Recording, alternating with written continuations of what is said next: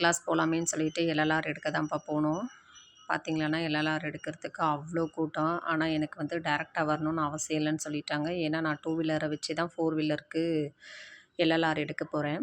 அதனால் சரின்னு சொல்லிட்டு கிளம்பி வந்தாச்சு. அதுக்கப்புறம் பார்த்தீங்களான்னா, நெக்ஸ்ட் டே அண்ணா ஸ்டேடியம் கிட்ட தான் டிரைவிங் கிளாஸ்க்காக அவர் கூப்பிட்ருந்தாரு. சரின்னு போயிட்டு ஒரு ரவுண்ட் அடிச்சுட்டு அதுக்கப்புறம் என் பையன் என் கூட வந்திருந்தான். அவனுக்கு கொஞ்சம் மைல் மார்க்கில் ஸ்வீட் வாங்கி கொடுத்துட்டு, இது மறுநாள் எடுத்த வீடியோப்பா. ஆனால் டேரெக்டாக நம்மளுக்கு வந்து காரை கையில் கொடுத்துட்றாங்க. கொடுத்துட்டு ஓரளவு நீட்டாக தான்ப்பா சொல்லி தராரு. ஆனால் நமக்கு தான் ரொம்ப பயமாக இருக்குது.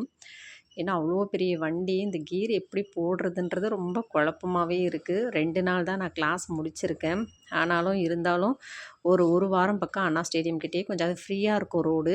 அந்த இடத்துல வந்து நீ கற்றுக்கணுமான்னு சொல்லிட்டு சொல்லியாச்சு. அதனால் நான் மெனக்கெட்டு அங்கே போயிட்டு தான்ப்பா கற்றுக்கிற மாதிரி இருக்குது. அப்போ தான் மெயின் ரோட்டில் வந்து நம்மளுக்கு கற்றுக் கொடுப்பேன் அப்படின்னு சொல்லியிருக்காரு, டிராஃபிக்கான ஏரியாவில். சரின்னு சொல்லிட்டு ஓரளவு ஓட்டுறேன். இருந்தாலும் ரொம்ப குழப்பந்தான்ப்பா இந்த காரை பொறுத்த வரைக்கும். நிறைய சிஸ்டம் இருக்குது. அதை நம்ம கவனத்தில் வச்சுக்கிட்டு ஓட்டுறது தான் பெரிய விஷயமாவே இருக்குது. இந்த டேவும் பார்த்திங்களான்னா, பையன் என் கூட தான் வந்தான். என் பையன் ஒரே கிண்டல் தான் பார்த்துக்கோங்க என்னவ. என்னம்மா இப்படி ஓட்டுற அப்படி ஓட்டுறன்னு சொல்லிட்டு. அதை அங்கே உட்காந்து ஓட்டுறவங்களுக்கு தான் தெரியும் எவ்வளோ ரிஸ்க்குன்னு சொல்லி.